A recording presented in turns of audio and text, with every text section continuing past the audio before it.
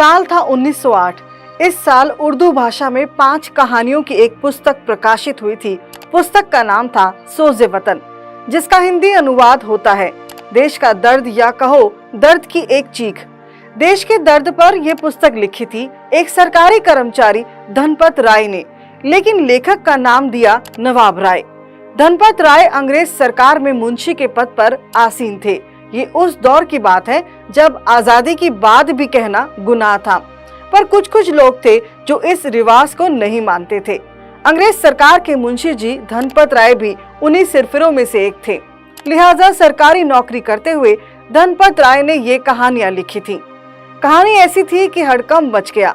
खुफिया विभाग को आदेश हुआ कि पता लगाओ ये नवाब राय कौन है। जांच हुई, खुफिया पुलिस ने सुराग पा लिया कि यह नवाब राय है कौन। हमीरपुर के कलेक्टर साहब ने फौरन मुंशी धनपत राय को तलब किया। मुंशी जी बैलगाड़ी पर सवार होकर रातों रात कुल पहाड़ पहुंचे, जो कि हमीरपुर की उस दौरान एक तहसील थी। मुंशी जी पेश हुए तो सरकारी छानबीन पक्की थी और अपना जुर्म स्वीकार करने के अलावा मुंशी धनपत राय के पास दूसरा चारा ना था। कलेक्टर साहब मुंशी जी पर गरज उठे कि खैर मनाओ कि अंग्रेजी सरकार में मुलाजिम हो, अगर मुगल सल्तनत में होते तो तुम्हारे हाथ काट लिए जाते।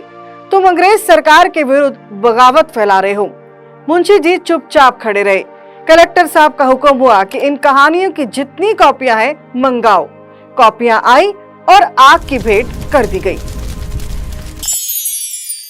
नमस्ते जी, मैं हरप्रीत कौर।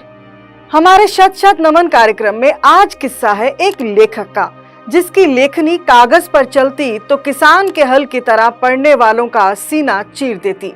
शायद ही कोई ऐसा हो जो मुंशी जी की कृतियों को नहीं जानता होगा।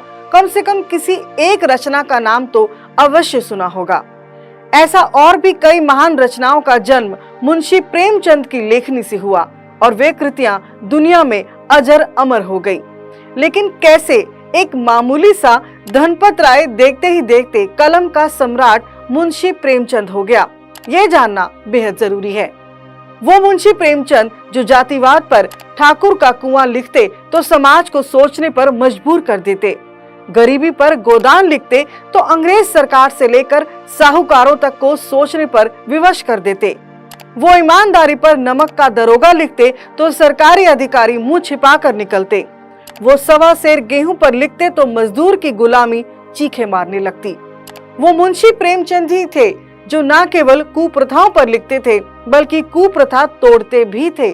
वो मुंशी प्रेमचंद जो रंगभूमि एवं कर्म भूमि उपन्यास के जरिए शिक्षित राष्ट्रवादी नेताओं को उनकी कमजोरियों का एहसास कराते हुए उन्हें सुधारने का प्रयास भी किया करते थे। साल था 1880, तारीख थी 31 जुलाई, शनिवार का दिन था। उत्तर प्रदेश के वाराणसी जिले के लम्ही गांव के डाकखाने में क्लर्क मुंशी अजायब राय और आनंदी देवी के घर एक बच्चा जन्मा था। नाम रखा गया धनपत राय। बच्चे ने होश संभाला ही था कि 6 वर्ष की अवस्था में ही बीमारी के कारण उनकी माताजी आनंदी देवी का स्वर्गवास हो गया। कम उम्र में ही माता के देहांत के बाद पिता ने दूसरा विवाह कर लिया।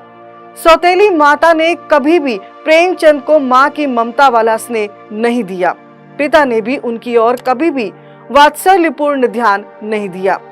एक बड़ी बहन थी, जैसे तैसे करके अपना स्नेह देकर भाई को बड़ा किया, लेकिन जल्द ही बहन के विवाह के बाद वे अकेले हो गए। जब वे थोड़े बड़े हुए तो पुरानी प्रथाओं के दबाव में पिता ने केवल 15 वर्ष की उम्र में उनकी इच्छा के विपरीत उनका ब्याह कर दिया।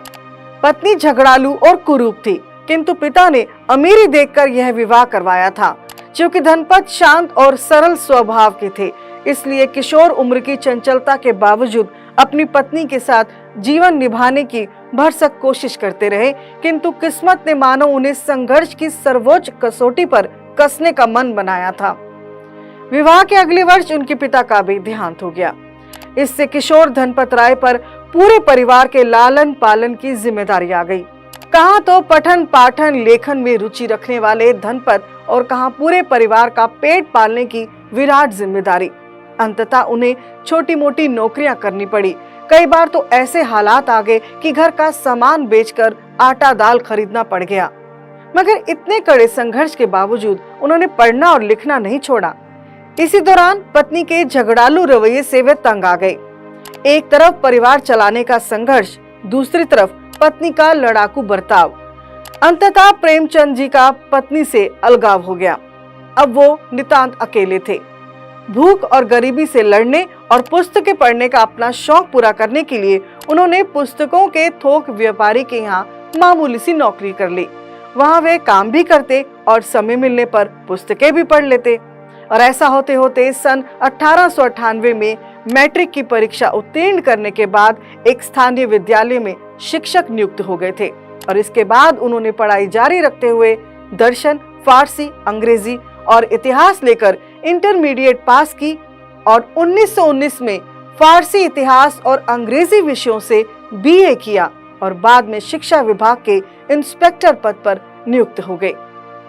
यह वह दौर था जब आर्य समाज का आंदोलन चरम पर था। कुप्रथाओं से लड़ते हुए, पाखंड और अंधविश्वास के खिलाफ बोलते हुए, अंग्रेजी सत्ता के खिलाफ दहाड़ते हुए न जाने कितने आर्य समाजी अपने प्राण आहुत कर रहे थे। धनपत राय भी इस दौर में मुंशी प्रेमचंद के नाम से ख्याति पा चुके थे। न केवल ख्याति बल्कि आर्य समाज और स्वामी दयानंद सरस्वती को पढ़कर छुआछूत, जातिवाद और कुप्रथाओं के खिलाफ लिख रहे थे।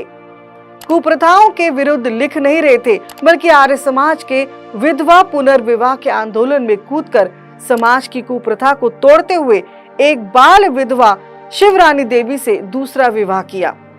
इस विवाह से उनके 3 संतानें हुई, जिनका नाम है श्रीपत राय, अमृत राय और कमला देवी श्रीवास्तव। साल 1921 गांधी जी के आह्वान पर असहयोग आंदोलन में भाग लेने के लिए इंस्पेक्टर के पद से त्याग पत्र दे दिया और इसके बाद लेखन को अपना फुल टाइम व्यवसाय बना लिया। उनके लेखन में किसानों की आर्थिक बदहाली, शोषण पर गोदान, बाल विवाह पर निर्मला, छुआछूत, जाति भेदभाव पर ठाकुर का कुआं, विधवा विवाह, आधुनिकता, दहेज प्रथा, स्त्री पुरुष समानता सब कुछ देखने को मिलता है। मुंशी प्रेमचंद जी ने उर्दू में आपका चित्र नामक एक कहानी 3 अध्यायों में लिखी थी, जो लाहौर के उर्दू पत्र प्रकाश में सन 1929 में प्रकाशित हुई थी। इस कहानी के पहले भाग में उन्होंने आर्य समाज के लोगों द्वारा महर्षि दयानंद सरस्वती का अपने घरों में चित्र लगाए जाने को मूर्ति पूजा से भिन्न होने या ना होने पर बहुत ही मार्मिक शब्दों में प्रकाश डाला। मूर्ति पूजा व चित्र पूजा का ऐसा सशक्त भावपूर्ण चित्रण इससे पहले कभी कहीं पढ़ने को नहीं मिलता। यह उनके आर्य समाजी होने का सबसे बड़ा प्रमाण माना जाता है।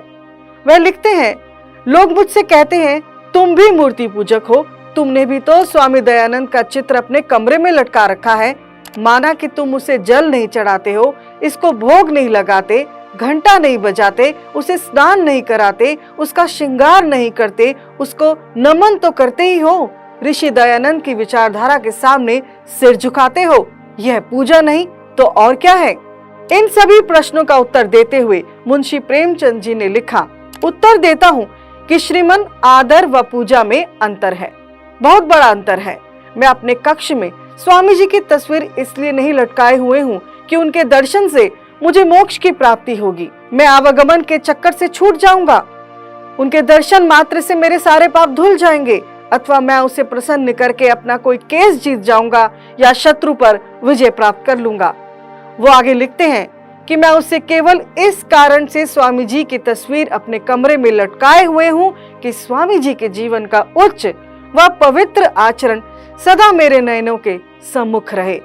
जिस समय प्रलोभनों के कारण पग डगमगाए अथवा प्रतिशोध की भावना मेरे मन में लहरें रेले लगे अथवा जीवन की कठिन राहें मेरे साहस व शौर्य की अग्नि को मंद करने लगे, उस विकट वेला में उस पवित्र मोहिनी मूर्ति के दर्शनों से आकुल व्याकुल हृदय को शांति मिले, दृढ़ता धीरज बने रहे, क्षमा व सहनशीलता के मार्ग पर पग चलते रहे तथा मैं अनुभव के आधार पर कह सकता हूँ कि इस चित्र से मुझे लाभ पहुंचा है और एक बार नहीं कई बार। मुंशी प्रेमचंद जी के आर्य समाज से संबंधों पर लिखते हुए आर्य समाज के मूर्धन्य विद्वान प्रोफेसर राजेंद्र जिज्ञासु कहते हैं, कि प्रेमचंद जी को आर्य समाज के 2 ऐतिहासिक सम्मेलनों में ससम्मान आमंत्रित किया गया था। उनका लाहौर में आर्यों के विराट सम्मेलन में दिया गया भाषण भी हमारे देश के छद्म धर्मनिरपेक्ष लोगों की पुस्तकों में उपेक्षित रहा और देश के सर्वप्रथम राष्ट्रीय शिक्षा संस्थान स्वामी श्रद्धानंद जी के गुरुकुल कांगड़ी में दिया गया व्याख्यान भी इनके बहिष्कार का शिकार हो गया। जिज्ञासु जी के अनुसार मार्क्सवादी लेखकों ने प्रेमचंद जी के आर्य समाज से यथार्थ संबंधों की अपने लेखन में उपेक्षा की और किसी ने उन्हें गौकी का चेला सिद्ध किया तो किसी ने कुछ गांधीवादी बना दिया। वे पूछते हैं कि उस युग का कौन सा हिंदी प्रेमी देशभक्त साहित्यकार है जिस पर महर्षि दयानंद जी के जीवन व विचारधारा की छाप नहीं पड़ी। बहरहाल साल 1933 में मुंशी प्रेमचंद जी फिल्म नगरी मुंबई भी गए थे, जहां मोहनलाल भवनानी के सिनेटोल कंपनी में कहानी लेखक के रूप में काम करने का प्रस्ताव स्वीकार कर लिया, लेकिन यह काम रास नहीं आया और 2 महीने का वेतन छोड़कर वे बनारस लौट आए। उनका स्वास्थ्य निरंतर बिगड़ता गया और लंबी बीमारी के बाद 8 अक्टूबर 1936 को हिंदी साहित्य का यह सूर्य हमेशा के लिए अस्त हो गया। प्रेमचंद जी ने जो भी लिखा वो हिंदी साहित्य में स्वर्ण अक्षरों में हमेशा के लिए अंकित हो गया है। आज आर्य समाज सदी के अमर लेखक, कालजयी लेखक, कथा सम्राट मुंशी प्रेमचंद जी को श्रद्धा पूर्वक करबद्ध नमन करता है।